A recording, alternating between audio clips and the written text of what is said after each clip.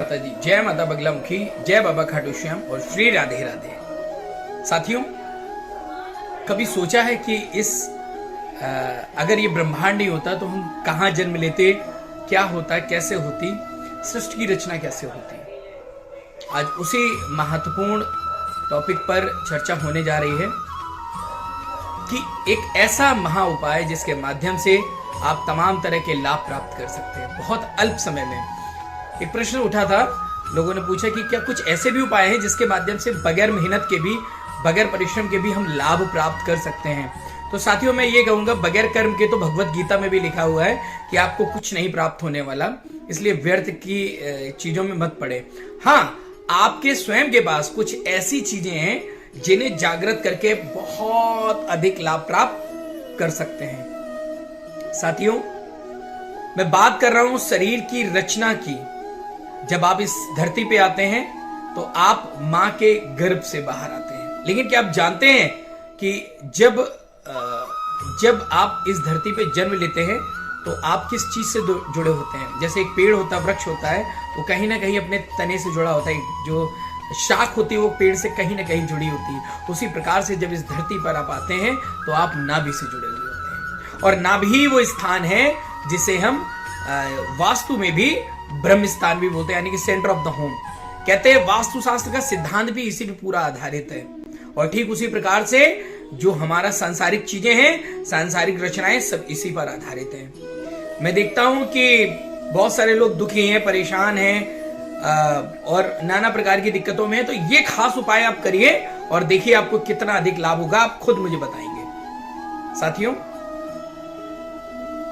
एक जो हमारी नाभि होती है, इस नाभि से ठीक 2 अंगुल ऊपर एक स्थान होता है जिसे हम मणिपुर चक्र बोलते हैं। जो मणिपुर चक्र होता है ये, इसे अगर हम जागृत कर लेते हैं तो निश्चित तौर पे हमारे जीवन में धन से संबंधित चीजों की, वाद विवाद से संबंधित चीजों की और मानसिक तनाव की उत्पत्ति ही खत्म हो जाती है। मैं देखता हूं बहुत सारे लोग परेशान हैं, कोई किसी विवाद में पड़ा, कोई किसी विवाद में पड़ा है।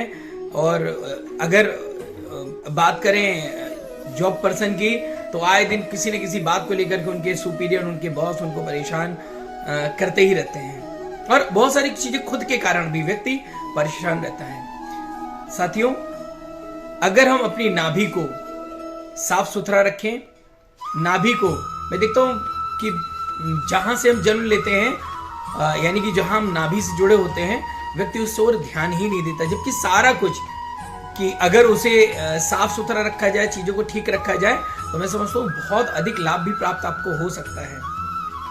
भगवान कृष्ण ने भी कहा है कि नाभि एक ऐसा स्थान है जिससे पूरा संसार जिसमें बसता है। साथियों, अगर हम अपने मणिपुर स्थान यानी कि नाभि से 2 अंगुल ऊपर, जो मैंने बताया है कि आपको एक खास चीज उस जगह लगानी है, तो सबसे पहली बात तो, अगर आप चाहते हैं कि दरिद्रता आपसे दूर भागे, तो अपनी नाभि को बिल्कुल साफ सुथरा रखिए। और स्नान ध्यान के बाद प्रतिदिन जब भी आप किसी महत्वपूर्ण काम पे जाएं, तो अपनी इस उंगली से, तर्जनी उंगली से अपनी नाभि पर और नाभि से 2 अंगुल ऊपर चंदन लगाना है। चंदन वो चीज है जिसे भगवान कृष्ण भी स्वयं लगाते थे। बगैर चंदन लगाए वो कहीं नहीं जाते। तो अगर आप चंदन लगाते हैं तो इसका वो महत्व है कि सांसारिक जीवन में जो आ रहे कष्ट हैं, जो आपकी मानसिक तनाव भरी परेशानियां हैं, इनको ये क्षणिक में दूर कर देता है।